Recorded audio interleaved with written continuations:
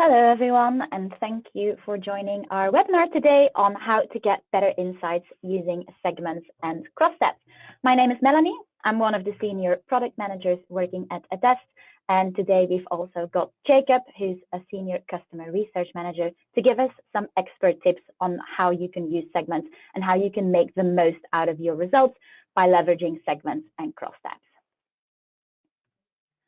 On the agenda for today, we've got a short product update given by myself to really talk about the new segment functionality that we've launched.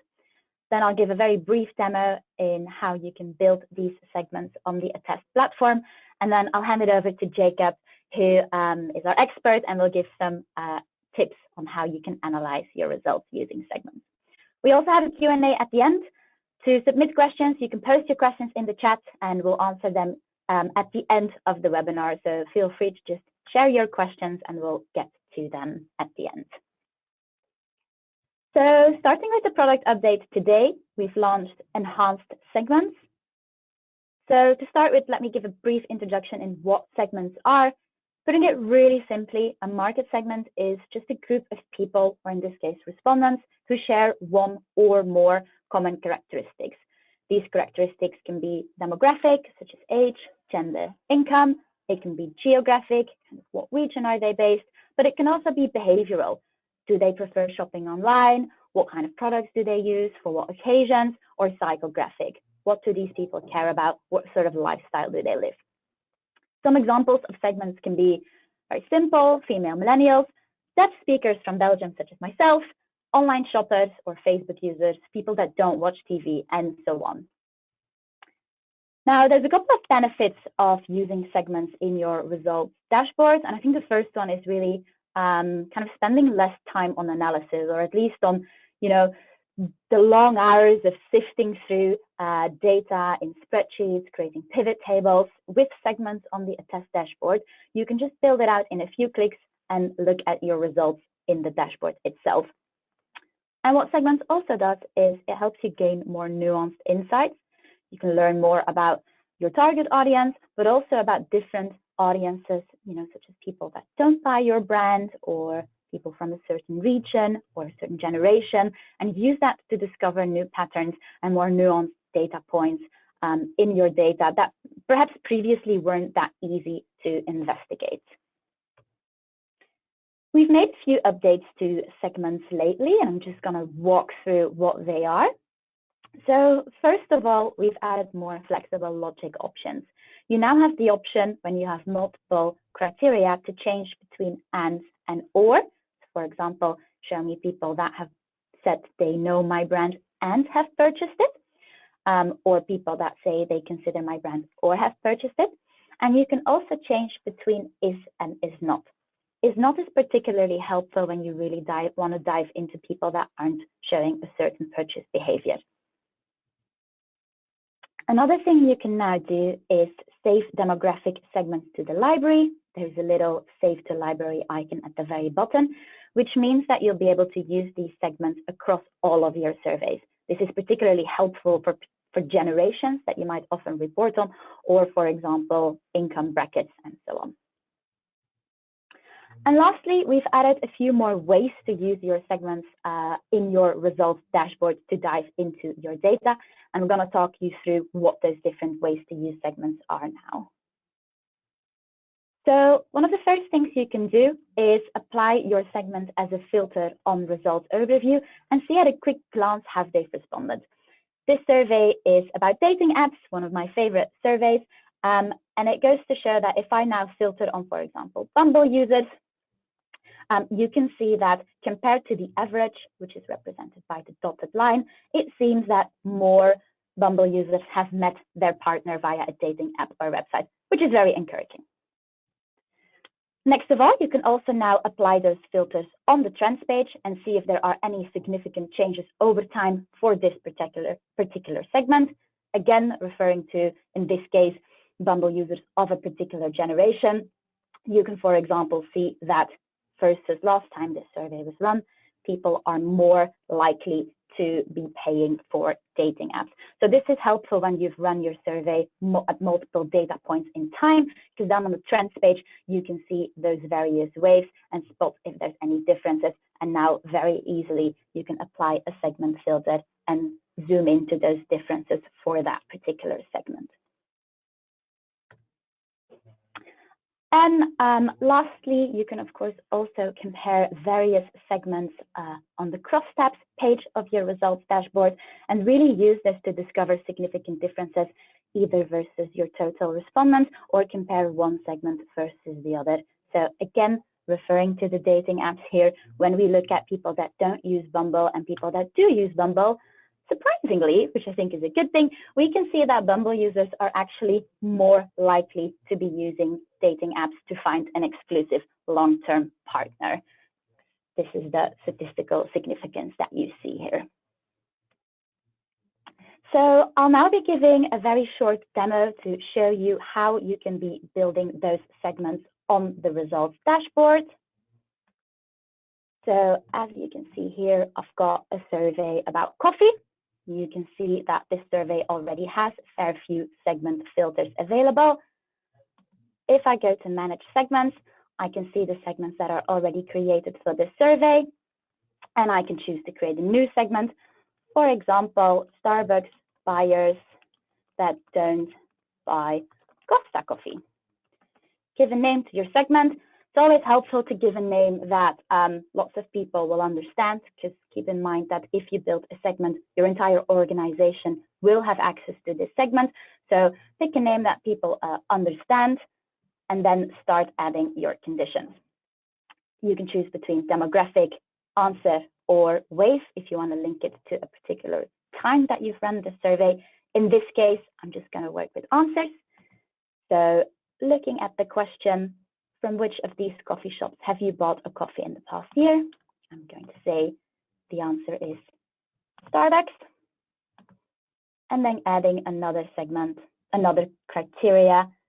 And from which of these coffee shops have you bought in the past is not Costa Coffee. There you go. You'll see that you'll see at the bottom a live kind of count of the people that are in your segment. In this case, actually not that many people. And then when you create a segment, you'll see that the segment is added to your list of segments.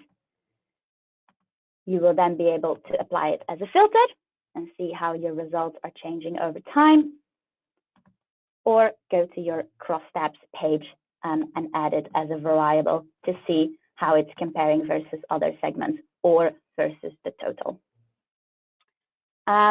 That's everything from me today from the product side of things, and I'll now be handing over to Jacob to give you some expert tips on how to use segments and make the most of this new feature.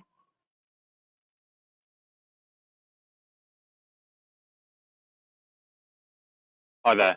Yeah, thanks a lot, and thank you very much, Mel. So what I'm going to do today is just talk to you a little bit about how you can make the most of obviously the results, the segments, the crosstabs that you're using, and to get the most out of the research that you're doing, because, you know, at the end of the day, that's what you need, and you're doing this for a very good reason. So first of all, this one is, you know, it's quite a simple one.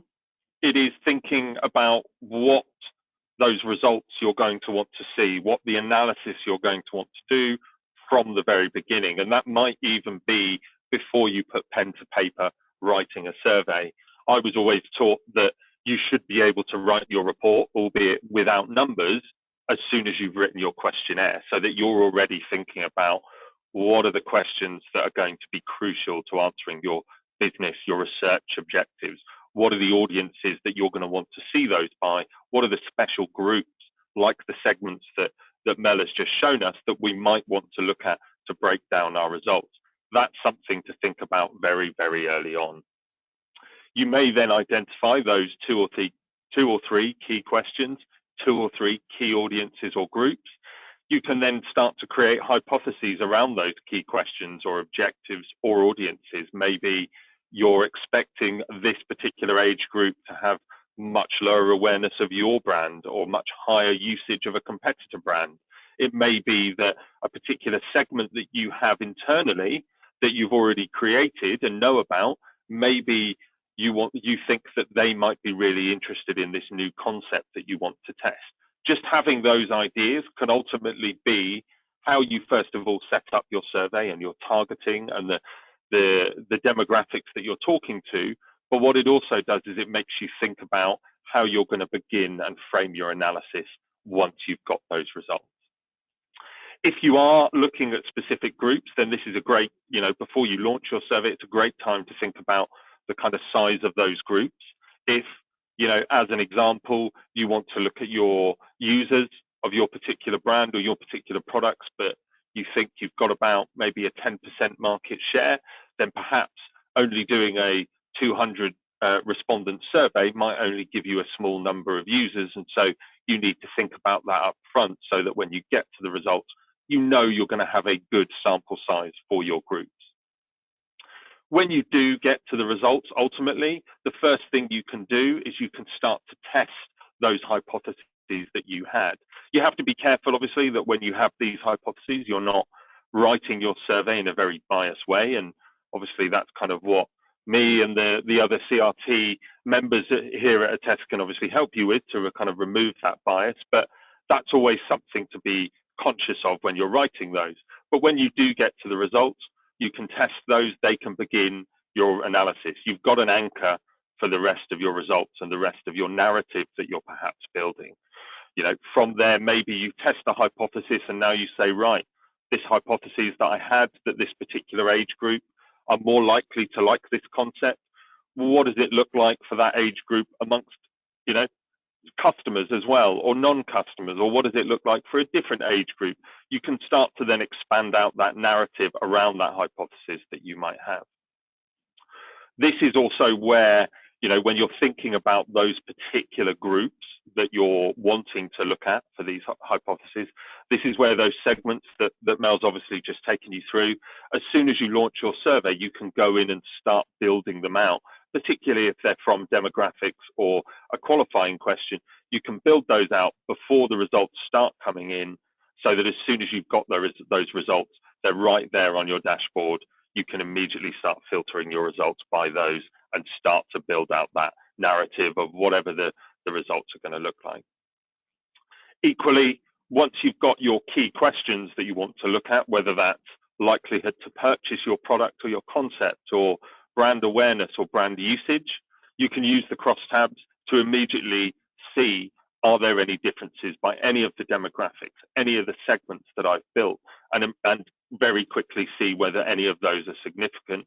That also can begin the starting point of your narrative. I can see that overall awareness as our brand is high, but it's particularly being driven by this age group or that segment that we've already built.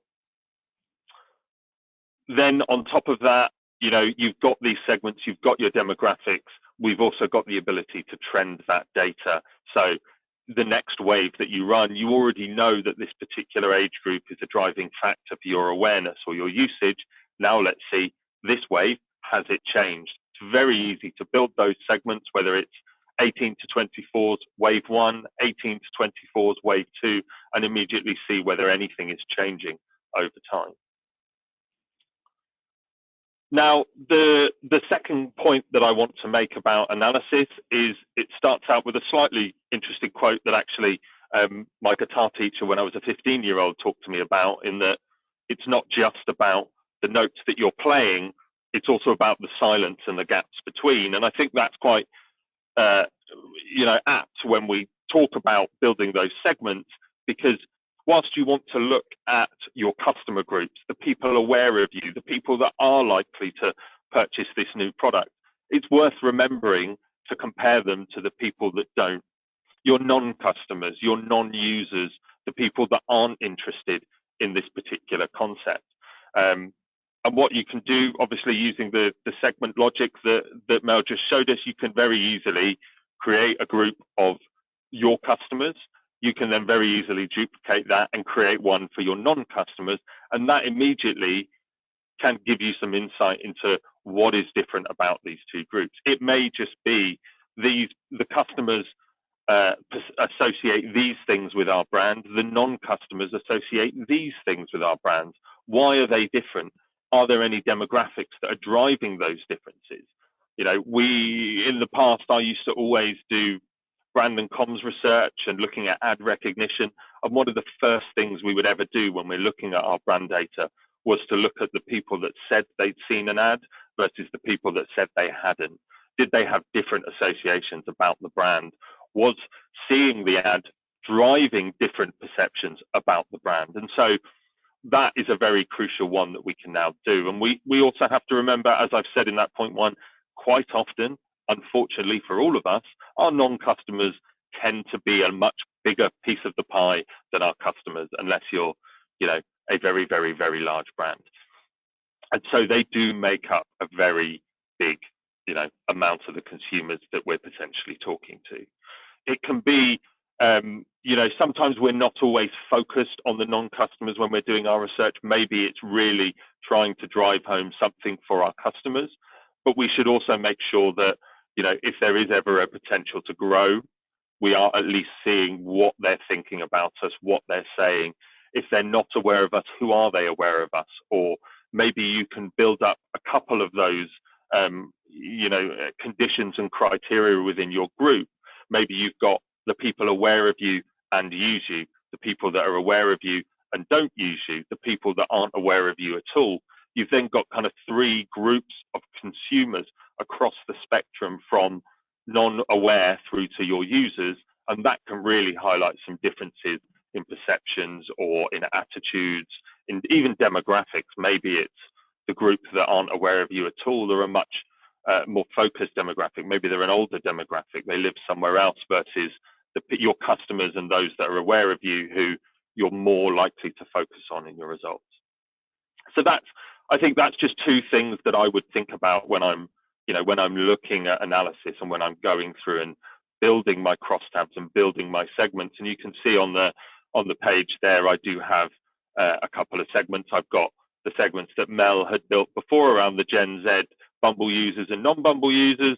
And then we've also got the ones just around whether or not they met their other half, their partner, on a dating app or not. And immediately you can start to see how the differences might stack up against them. And making those direct comparisons between the nons and the haves, it makes those differences a lot starker, and it can ultimately show bigger gaps, more likely to be significant differences than when you compare it to a total. And that can help drive a narrative a little bit more when you've got those significant differences behind it. So that's essentially the kind of areas that I wanted to cover, particularly around the analysis. You know, is there anything else? You know, you can tell us what you think about these features, and you know, you can reach out to us and speak more to us about that in another time. But I guess from now, are there any questions, whether that's to Mel, but for the information before around kind of what we brought, or whether it's to myself around the analysis and making use of the crosstabs and segments? I can see, Jacob, that there's one question already added in the chat, and by all means, everyone, feel free to submit your questions. I'll read it out for you. It's probably a question for you, Jake. So the question is, hi, for the segments, what would be a rough minimum number of respondents I'd need to make a segment that is statistically robust enough? Yeah, okay, not an uncommon question at all. And this will vary, you know, like whenever it comes to sample size and the numbers that you need to make something robust, it will vary by the audience that it's representing. If we're trying to build a segment of, you know, Gen Z Bumble users who are male and live in a certain region, then that's probably quite a small number. And so maybe we only get 30, 50 of them, and that could be quite robust. I would tend to want at least a sort of 50, even 75 as a minimum to kind of feel a bit more confident in what I'm doing with those segments. But, you know, if it turns up that you've only got 30, 40 people in a segment, you can still look at them and see if it's, you know, giving you a direction of differences, but ultimately it's unlikely to be a significant statistically significant difference between that and any other group. But I think you can still help it to drive and build your narrative even at that number. I would say anything less than 30, probably steer clear of. Thank you, Jake. And there's another question just added, which is, can we export the segment results? I'll take this question. Let's go ahead. Great. So the answer is yes, you can export your segment results when you are adding them to your crosstabs. So when you have your segments added to your crosstabs, there's actually two export options that we provide. One is to export all of your questions in one go to Excel, so you have everything in a nice spreadsheet. But there's also the option to copy your results for individual questions. There's a little copy icon at the top right of every question, and you can use that to copy your results either on crosstabs, but also on the overview page if you wanted to copy the results for a particular segment filtered on overview. Excellent. Well, look, if there aren't any more questions, then just want to say thank you very much for coming along to the webinar. I hope it's been, useful to see what we've been doing, what we're thinking about doing, and also just a little bit on how to get started with the analysis. But you've got our emails there, Melanie and my email. So if you do have any questions about any of this, then you can absolutely drop us an email. But otherwise, thank you very much for attending, and all have a great rest of your day and afternoon.